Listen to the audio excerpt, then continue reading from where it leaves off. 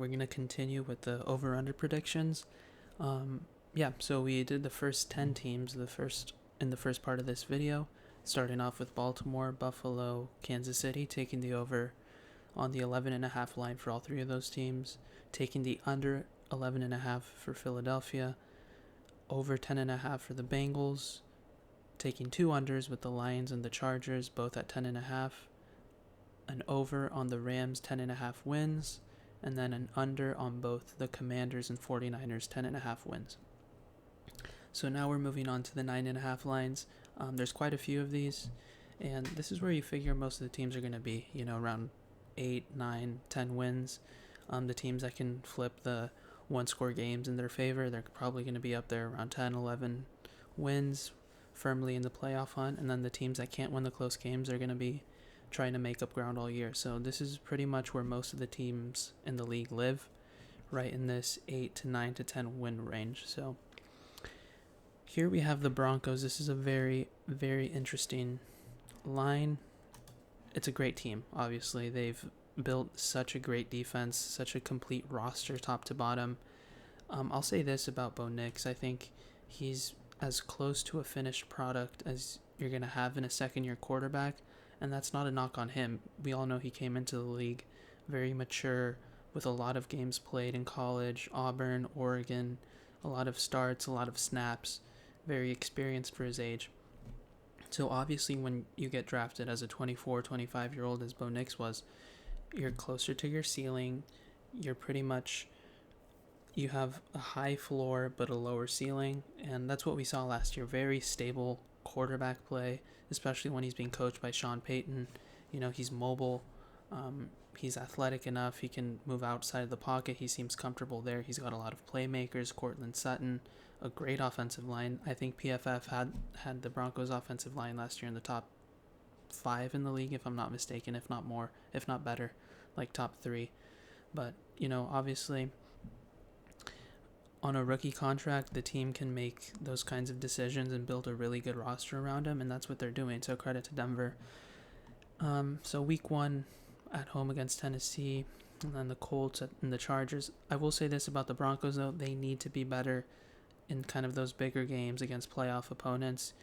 I think they lost both against the Chargers last year, lost both against Kansas City, or went 1-1 against Kansas City. When the Chiefs rested their starters in Week 18, the Broncos won, obviously. But, if they can find a way to flip some of those games, win some of the close ones against division opponents, I think they're going to be fine. I think they're going to compete for double-digit wins. I don't see why they shouldn't.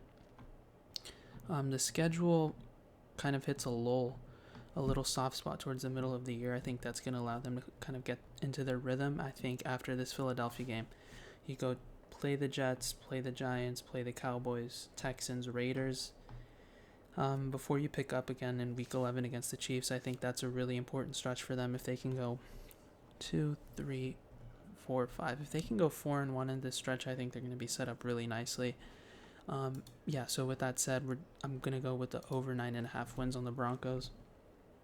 I think experience and coaching, as long as Sean Payton has his guys clicking, they're going to start to be able to rack up more wins against against greater opponents, and that's going to be, because I'm pretty confident they're going to beat the teams they're supposed to beat, and as long as they win 2 or 3 against the teams that are going to be really challenging playoff opponents, I think they're going to be a good spot.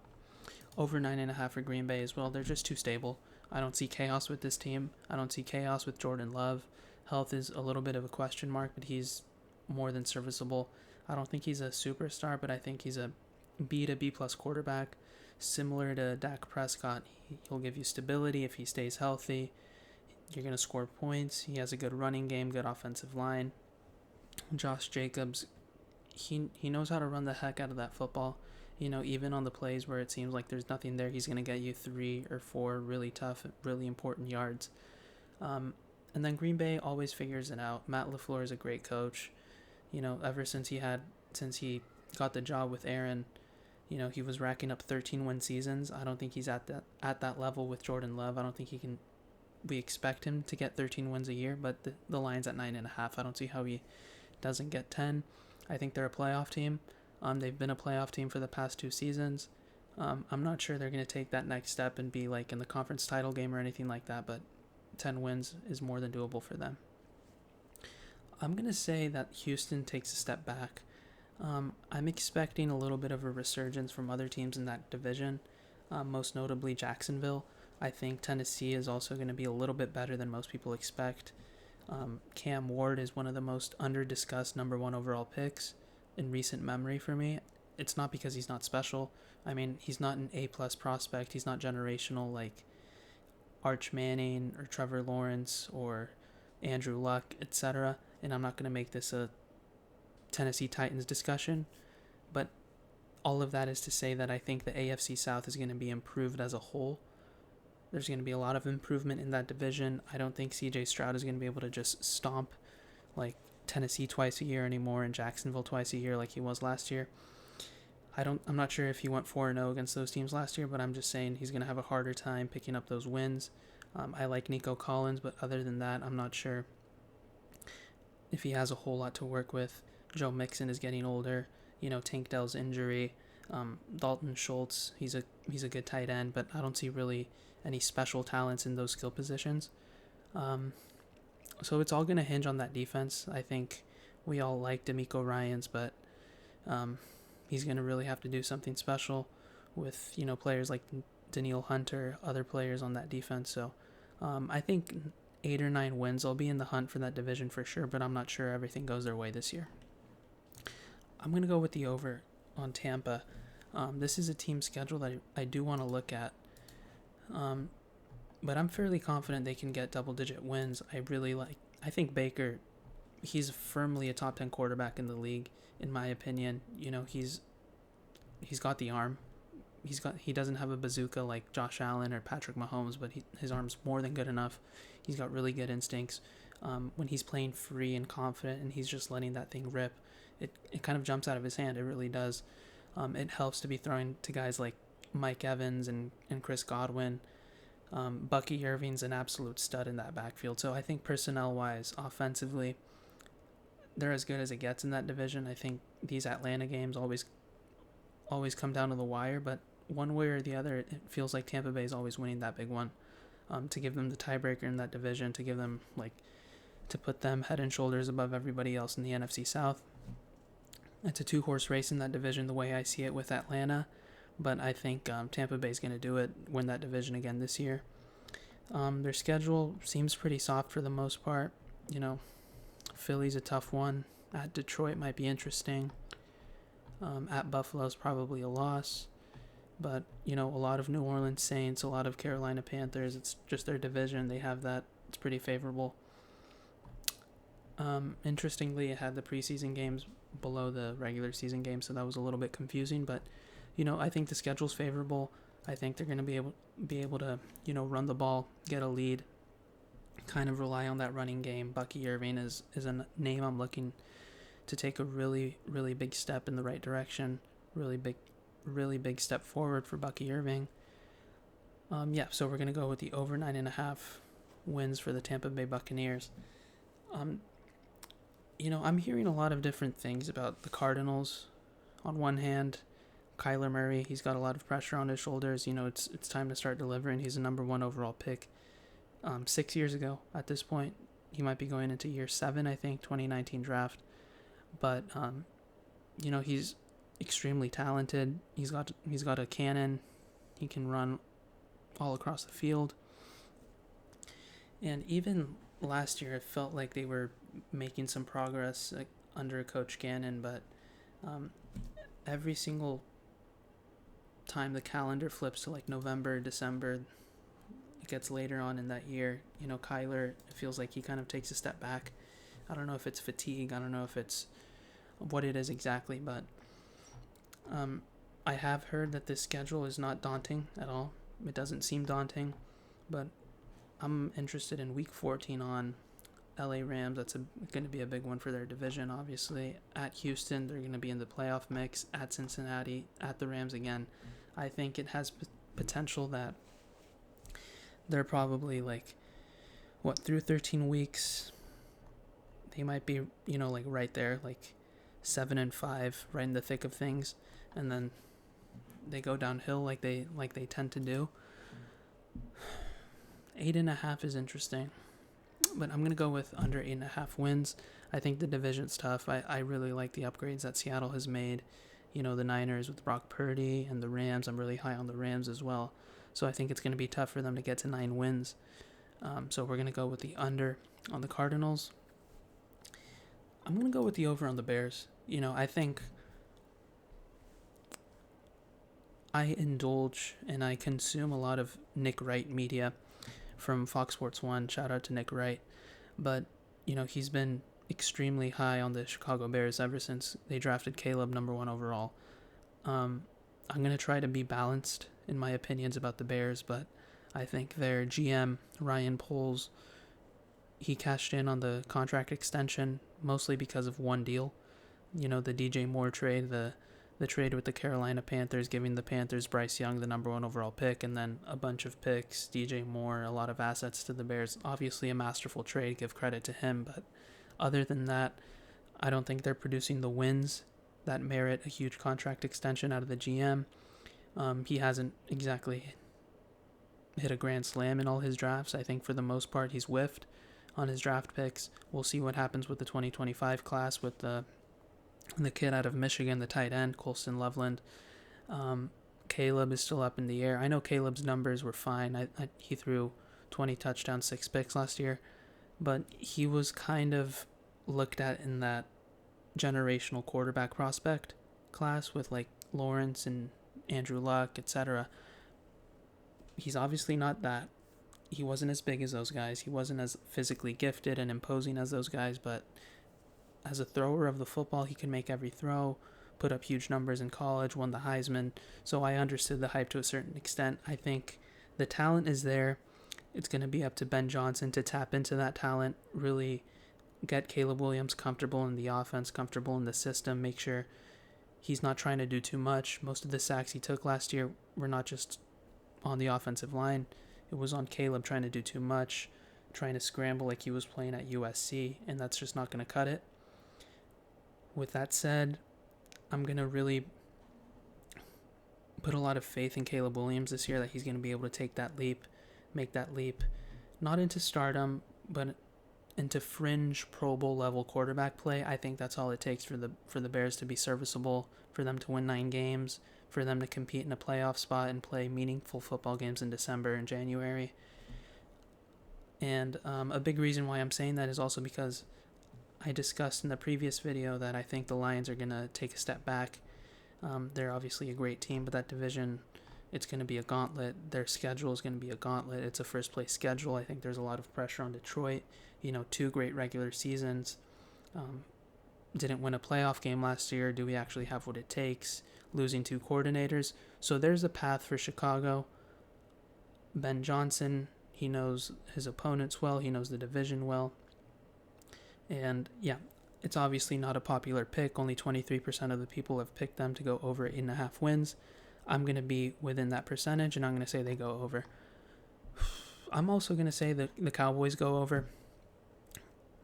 They kind of have this up and down trajectory in the Dak Prescott era. He breaks in with 13 wins, and then he's had a couple 8 or 9 win seasons, a couple 6-win seasons when he gets injured, and then back to 11, 12 wins. So I think there's kind of this seesaw effect with Dak. He's coming off a season watching their division rivals, the Eagles, win the Super Bowl. It's obviously a great roster over there, but I think people are a little bit too low on the Cowboys. They still have Micah Parsons. I think that contract dilemma is going to get resolved. I have not a ton of faith in that front office led by Jerry Jones, but I have enough faith that he knows what's good. He knows that Micah's one of his most valuable assets. So one way or another, I expect him to be suiting up in week 1 for the Cowboys. 9 wins is not crazy. Let's take a look at the Cowboys' schedule real quick. Let's see. They open up in the first game of the season, obviously, at Philadelphia, at the defending champs. It's going to be a tough one. And then you got the Giants at home, theoretically that should be a win, but I think the Giants are going to be better than a lot of people expect. At Chicago, one of those swing games, we'll see how Caleb and Ben Johnson look at that point. Green Bay at home is going to be a big test. The Cowboys always seem to beat the Jets. At the Panthers, I think there's 9 wins in the schedule. I think Dak can be special and go out there and earn like 2 or 3 of them. The team is good enough to not be pathetic. I don't think they're a 3 or 4 win roster. They have more talent than that. So late in the year, the schedule gets a little stiff, but I think they'll be motivated. I think the Cowboys will have a chip on their shoulder, and I feel comfortable. Yeah, pencil the Cowboys in for 9 wins. I'll leave it at that. The Dolphins will go under. I think at this point they might be the worst team in that division. I think New England is vastly improved. Nobody's touching Buffalo right now in 2025 in that division, at least. The Jets might have potential to be frisky. I hope they're at least fun to watch for my sake. Justin Fields. But, the Dolphins at this point are what they are. They're a flashy track team. They try to throw the football all over the field as much as they can with a quarterback like Tua who doesn't have a cannon, if you will. But Mike McDaniel, he's going to have to scheme. He's going to have to find a way to motivate his team in a way he hasn't done in the past. And I'm not sure he's capable of that. I'm not sure that's entirely his fault. Players like Tyreek Hill, they can be demanding and kind of tough to coach. But, there's a lot of drama going on off the field with like Tyreek and Tua. And we know this team's identity that come November, December, the weather gets cold. It's a completely different team. They get overpowered by teams like Buffalo and physical teams that like to run the football down your throat and play great defense. That's not them. I think they're going under 8.5 wins. Minnesota is interesting. I'm going to go under 8.5 as well. I'm not entirely sold on J.J. McCarthy. I'm not sure the Vikings are sold on J.J. McCarthy either. He's just a young kid. At Michigan, he wasn't asked to do a whole lot. I know he won the national championship, but that team was absolutely loaded, top to bottom, offense, defense, special teams, coach. That was a run-first team. They just overpowered teams. They had a lot of 5-star recruits. They had a ton of NFL talent all over the roster. J.J. McCarthy wasn't asked to lead that team. So I think it's unfair to expect him to walk into Minnesota and lead that team to 9, 10, 11 wins. I don't see that happening. The team is talented around JJ, so I don't think he's going to struggle mightily either, but I think they're going to be around 6 or 7, 8 wins, trying to find their identity, looking towards the future. If they really wanted to compete this year and run it back with Sam Darnold, they could have done that. But I think they're kind of taking their medicine this year, seeing what they have with JJ, trying to develop him. They know they have a longer runway with JJ. And I don't think it's really about 2025 for them. I think they're looking forward. So under 8.5 wins for them. And then this is the last one we'll do for today in part 2. Over or under 8.5 wins for the Pittsburgh Steelers, led by Aaron Rodgers. I'll start this off by saying I don't think he's going to play 17 games. I don't think his body's capable of doing that. Not a knock on him, but that's just at the stage of his career that he's in. This might be must-see TV. He opens up the season at the New York Jets, his former team. Pittsburgh won that game last year at home on Sunday night, and ever since then, I think that's when the Jets kind of started to collapse on their entire season. So I think that game can go either way. You don't know how the Jets are going to look in week 1 under Aaron Glenn, a brand new coach, a first-time coach. We just have no idea. I might lean Pittsburgh in that game, personally. Seattle at New England, Minnesota, Cleveland, Cincinnati. The division is tough. I don't see how they can stop Lamar. I expect them to go 0-2 against the Ravens this year. They'd be lucky to steal one against Cincinnati, if I'm being completely honest. And then, games like Indianapolis, the Chargers, those are big games for them if they want to be in the playoff. in the playoff hunt. I'm talking about like tiebreakers. You might have a similar record to them come December, so having that tiebreaker in your back pocket, that could mean everything. At Chicago, at Buffalo. This is really interesting. Aaron is obviously one of the best throwers of the football of all time. It's just such a pretty ball. Like the way he can just loft it, the way he can throw a bullet in there. He can drop it right in the bucket, put it where only his receiver can get it. He's probably the most gifted thrower of all time. But as a leader, as a guy who just galvanizes the entire locker room, he's a great teammate. There's no questioning that, because every single place he's gone to, his teammates love him. But, when there's adversity and you're on the road and you're fighting for a spot in the playoffs, or you're in the playoffs, NFC title game, etc., he hasn't been that guy. I think he kind of goes into this mode of self-preservation. So I think things can spiral quickly for Aaron Rodgers-led teams. I've seen that in the past 2 seasons as a Jets fan. I'm not blaming Aaron for what happened with the Jets, but, he has this kind of reputation for not being a foxhole guy, not being somebody who's going to stick by you when things get tough. So for that reason, I think this will be like a really tough year for the Steelers.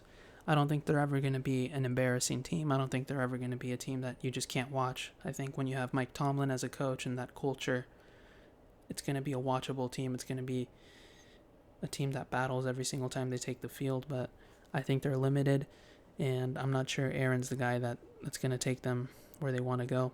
For that reason, I'm going to go under 8.5 wins.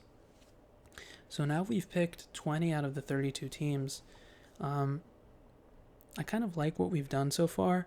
I think some of these are slam dunks. Like, I think those over 11.5 wins with Buffalo, Baltimore, and Kansas City, those are kind of slam dunks. I mean, like I've said before, those 3 quarterbacks are head and shoulders above everybody else, in my opinion. Throw Joe Burrow in there as well, but I just have enough faith that when you have those guys at the helm, they're going to figure it out. They're going to win you games on their own. And then if you can get your defense bought in, if you can get your special teams to make 1 or 2 magical plays throughout the year as well, you're going to rack up a ton of wins. And then the middle of the league, that's where, things get muddy. Teams compete really hard. It's going to be a dogfight every week for those teams. So it's going to be really interesting to see how all of this plays out. But yeah, thank you guys for watching, and I look forward to making the picks for the remaining 12 teams. I think it's going to get really interesting down here to see if these teams are really looking forward to this season, or if they're looking forward to Arch Manning in the 2026 draft or the 2027 draft, whatever that is. So thank you guys for watching, and stay tuned.